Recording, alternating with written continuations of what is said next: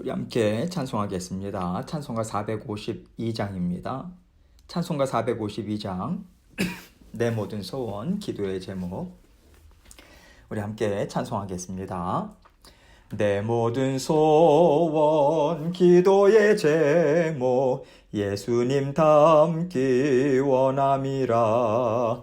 예수님 영상 나 입기 위해 세상에 보았기 잡네. 예수님 닮기 내가 원하네. 날 구원하신 예수님을 내 마음속에 지금 고도사 주님의 형상인 치소서. 무한한 사랑 풍성한 긍휼 슬픈 자 위로하시는 주. 길 잃은 죄인 부르는 예수 그 영상 담게 하옵소서. 예수님 닮기 내가 원하네. 날 구원하신 예수님을 내 마음속에 지금 고도사 주님의 형상인 치소서. 겸손한 예수 거룩한 주님 원수의 멸시 참으시사 우리를 위해 고난을 받은 구주를 닮게 하옵소서. 예수님 닮기 내가 원하네. 날 구원하신 예수님을 내 마음속에 지금 고도사 주님의 형상인 치소서. 아멘. 기도하겠습니다. 하나님 아버지 감사합니다. 오늘도 아버지 하나님께서 우리에게 새날 주시고 아버지 하나님의 마음으로 살아가라고 아버지 하나님께서 말씀 주십니다. 언제나 아버지 하나님의 말씀이 무슨 의미인지 성령님께서 이 말씀을 통해서 또 나로 하여금 무엇을 생각하고 무엇을 고치고 무엇을 새롭게 하고 아버지 무엇을 붙잡아야 하는지 아버지 하나님께서 늘 깨달아 알게 해주셔서 주님 뒤 바짝 쫓을 수 있도록 주님만 따라갈 수 있도록 은혜 베풀어 주옵소서. 사랑하는 모든 성도님들의 육신의 건강 지켜주시고 특별히 우리 유스들 아버지 하나님 지금 수련회 중에 있습니다. 하나님께서 큰 은혜 베풀어 주시고 아버지의 풍성한 은혜 주님의 크신 은혜 받아 누리며 아버지 하나님 앞에 영광 돌리는 우리 아이들 될 수 있도록 은혜 베풀어 주옵소서. 아버지 하나님 오늘도 말씀을 통해서 저희 각자에게 들려주실 주님의 음성 듣기 원합니다. 아버지 하나님께서 전하는 자 듣는 자 동일한 은혜로 묶어주시고 우리 주님 함께하여 주옵소서. 모든 영광을 주님께 올려드리며 예수 그리스도의 귀하신 이름으로 기도합니다. 아멘. 하나님 말씀 레위기 22장 27절로 33절입니다. 레위기 22장 27절로 33절 제가 읽겠습니다. 수소나 양이나 염소가 나거든 이래 동안 그것의 어미와 같이 있게 하라.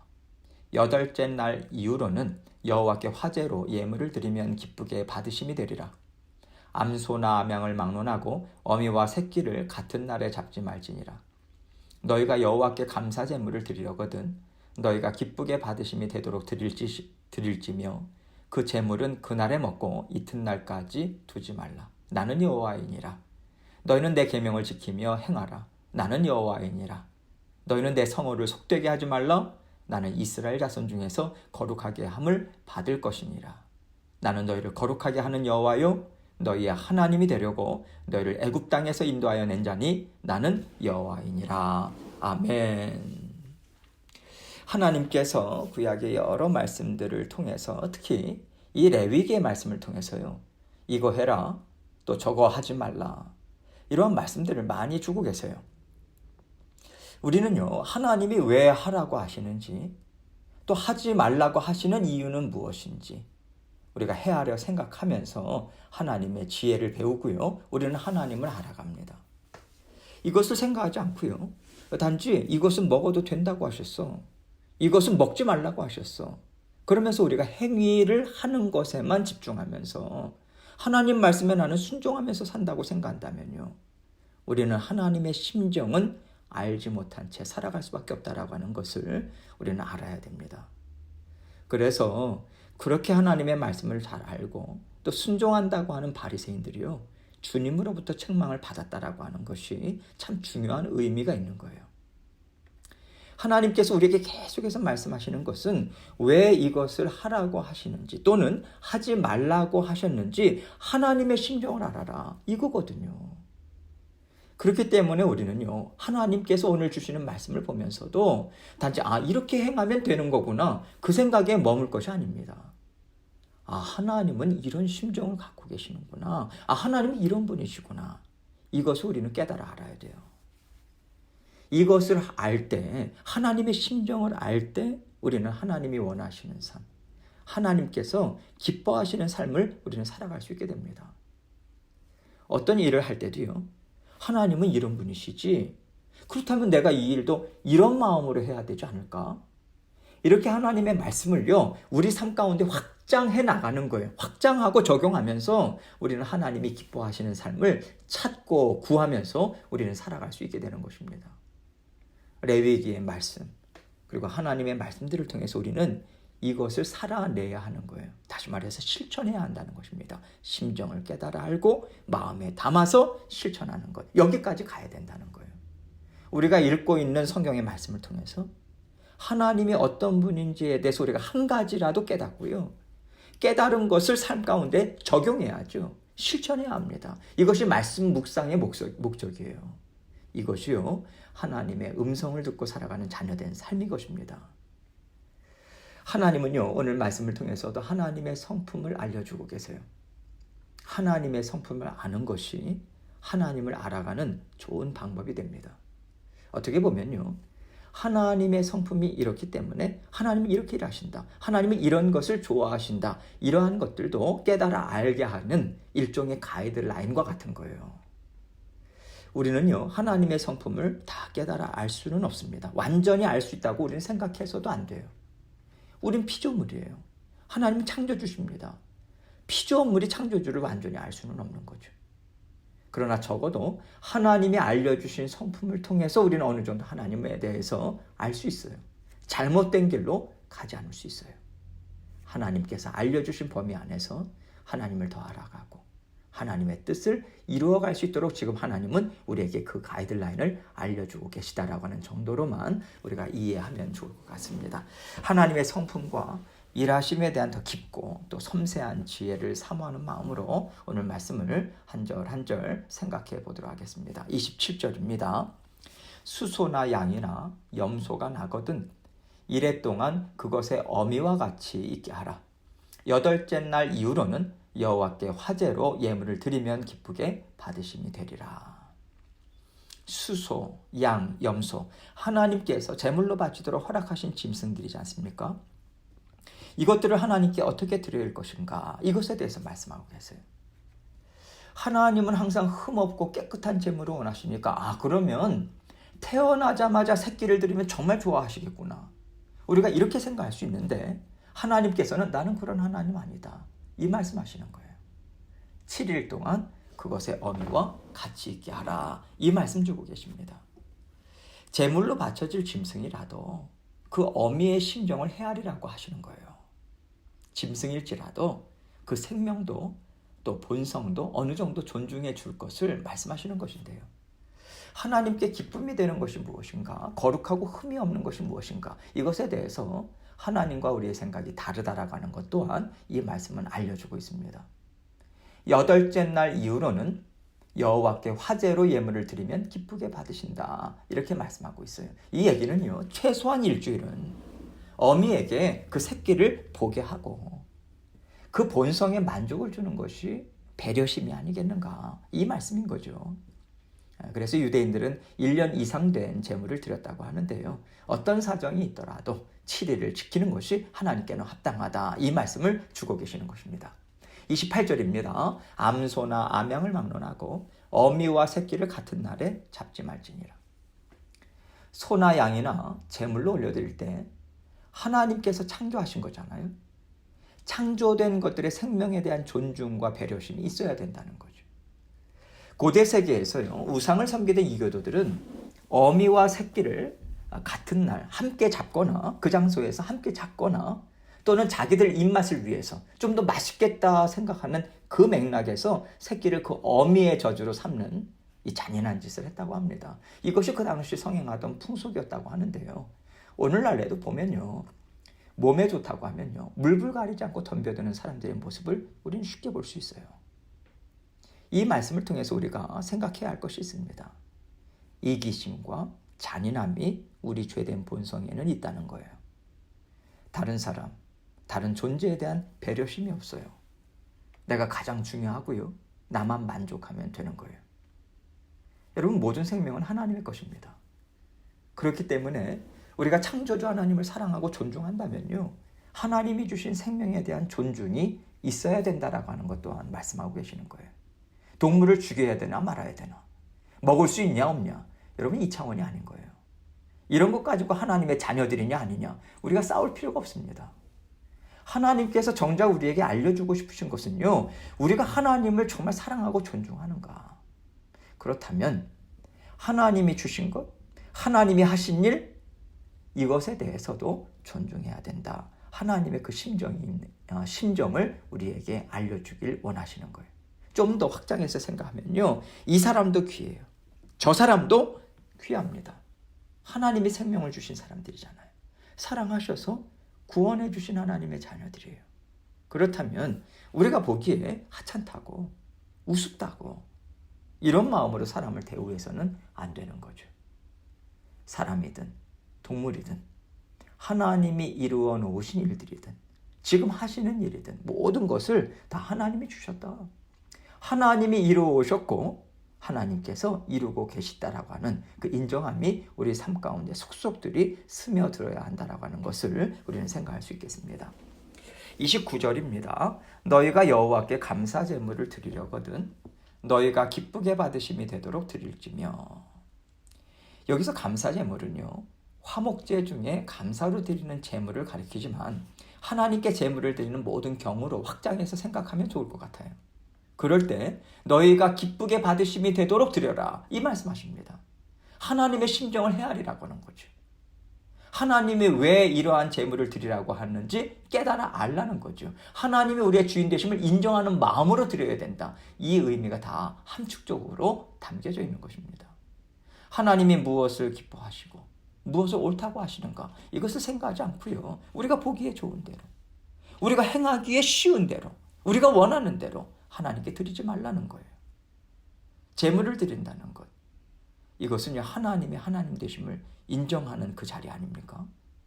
높으신 하나님으로 경외하는 마음으로, 두렵고 떨리는 마음으로 하나님 앞에 예배를 올려드리고 제물을 드리고, 이러한 마음을 하나님께서는 지금 말씀하고 계시는 것입니다. 30절입니다. 그 제물은 그날에 먹고 이튿날까지 두지 말라. 나는 여호와이니라. 지금 여기 그 제물이라고 하는 것은 앞부분에서 이야기하는 감사로 드리는 화목제물을 이야기합니다. 화목제물 종류 중에서 감사제로 드리는 제물은요, 제사장뿐만 아니라 일반 백성들도 함께 먹을 수 있었어요. 그리고 이 경우에는 당일에 다 먹고 다음 날까지는 남겨서는 안 된다, 이 말씀하세요. 이웃들과 자원하는 마음으로, 기쁜 마음으로 풍성하게 함께 먹어라, 함께 나눠라, 이 의미가 담겨 있기 때문에 그렇습니다. 하나님께만 제물을 아낌없이 올려드리는 것으로 끝나지 말고 정말 기쁜 마음으로, 자원하는 마음으로 함께하는 이웃들과도 아낌없이 나눠라, 이 말씀 주시는 거예요. 하나님께는 아낌없이 드리는데 함께하는 형제 자매들에게는 밥 한 끼 사주는 게 너무 아까워요. 조그마한 거 베풀어주는 것에서도 정말 인색해요. 그것은 하나님을 기쁘게 해드리지 못한다는 거죠. 하나님만 기쁘게 받으시면 되지, 이 마음은 하나님을 사랑하는 마음도 아니고 하나님은 그것을 말씀을 지켜 행한다라고 생각하지 않으신다는 거예요. 하나님을 사랑하는 그 마음으로 말씀에 순종해서 예배를 드리고 예물을 드린다면 확장해서 함께하는 사람들, 함께하는 형제 자매들도 존중해주고 사랑해주고 베풀어주고 섬기는 마음으로, 배려하는 마음으로 섬기는 데 열심을 내라. 함께 풍성하게 나눠라. 이런 하나님의 심정을 알려주고 계십니다. 31절입니다. 너희는 내 계명을 지키며 행하라. 나는 여호와이니라.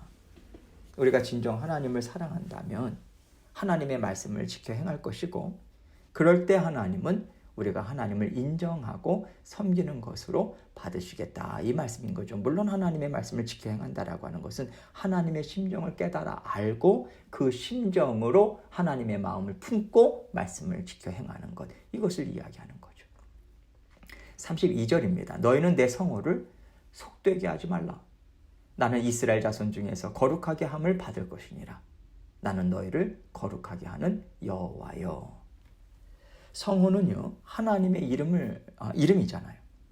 내 이름을 속되게 하지 말라, 이 말씀인 거죠. 이것은요, 하나님이 주신 말씀을 소홀히 여길 경우에는 하나님의 이름이 땅에 떨어뜨리는 것이다. 하나님의 이름을 땅에 떨어뜨리는 것이다. 하나님 얼굴에 목칠하는 것이다, 이 뜻인 거죠. 뿐만 아니라 하나님의 자녀된 우리도 세상과 다를 것 없는 속된 사람들로 살아갈 수밖에 없다. 이것을 동시에 말씀하시는 것입니다. 나는 이스라엘 자손 중에서 거룩하게 함을 받을 것이니라. 나는 너희를 거룩하게 하는 여호와여. 이렇게 말씀합니다. 우리가 하나님을 사랑하고 섬겨드릴 때, 다시 말해서 하나님의 심정으로 말씀을 존중하고 하나님의 심정으로 말씀을 지켜 행하고자 애쓸 때에 하나님은 우리로부터 거룩히 여김을 받으시는 것이다. 그리고 하나님께서는 그러한 우리를 세상과 구별된 하나님의 자녀로서 아름다운 삶을 살 수 있도록 인도해 주신다, 이 뜻이 담겨 있는 거죠. 33절입니다. 너희의 하나님이 되려고 너희를 애굽 땅에서 인도하여 낸 자니 나는 여호와이니라. 하나님께서 이스라엘 백성들을 애굽에서 구원해 내신 것은요, 그들과 함께 하나님의 영광을 나누기를 원하시는 목적도 담겨져 있는 거예요. 하나님께서는 거룩히 여김을 받으시고 영광을 받으시는 것으로, 그것으로만 끝나지 않습니다. 하나님께서 누리시는 그 영광, 그 기쁨을 우리와 함께 누리자고 우리를 기쁨의 자리로 초대해 주시고요, 동참해 주세요. 그렇게 인도해 주시는 하나님이세요. 다시 말해서 하나님을 높이는 것과 우리의 삶이 아름다워지는 것은 함께 간다는 뜻인 것입니다. 이렇게 연결이 되어 있는데 하나님이 말씀하신 대로 했으니까 됐던 거죠. 이 마음으로 그저 행했다라고 하는 것에만 집중할 경우에는요, 하나님도 높임을 받지 못하고 우리 삶도 세상 사람들과 다를 바 없는 부끄러운 삶을 우리는 살 수밖에 없어요. 그래서 하나님께서는 내가 어떤 하나님인지 알아라. 내 심정이 무엇인지 깊이 파고 들어가서 그 말씀을 지켜 행하라, 이 말씀을 주시는 거예요. 결국에는요, 우리가 어떤 마음으로 하나님을 사랑하고 섬기느냐에 따라서 우리의 삶도 우리의 인생도 달라진다라고 하는 것을 말씀하고 있는 것입니다. 이것이 함께 가니까 우리가 아름다운 삶을 살아가려고 한다면 우리는 하나님을 더욱더 알아가야 하죠. 그 하나님의 심정으로 삶도 살아내야 한다라고 하는 것을 하나님은 오늘 말씀을 통해서 우리에게 전해주고 계십니다. 하나님만 높이면 되고 하나님이 말씀하신 대로만 나는 지키면 된다, 여기에 생각에 머무는 것이 아니라 언제나 하나님의 심정을 헤아려서 깊이 깨닫고요, 그 심정으로 함께 하라고 맡겨주신 형제 자매들을 섬기고 기쁨으로 그들과 함께 기쁨으로 살아가는, 그렇게 서로 사랑하며 하나님께 영광을 올려드리는, 그렇게 힘있게 동행하시는, 하나님과 함께 동행하시는 저와 여러분이 되시길 주님의 이름으로 축원합니다. 함께 기도하겠습니다. 오늘 말씀을 통해서 나는 하나님의 심정을, 하나님의 말씀을 들을 때마다, 생각할 때마다 나는 그것을 생각하고 있나? 그 심정이 무엇인가를 깨달아 알아서 그날 하루 또 하나님의 심정으로 살아내고자 하는, 실천하고자 하는, 그 적용하고자 하는 마음이 내게 있는가? 나는 무엇이 변화가 되었는가? 어떠한 부분이 고쳐졌는가? 깨끗이 씻김을 받았는가? 이것을 우리가 반드시 점검하고 또 하나님께 간구하는 마음으로 먼저 기도하시고 또 계속해서 각자 기도 제목 가지고 하나님 앞에 나아가도록 하겠습니다. 기도하시겠습니다.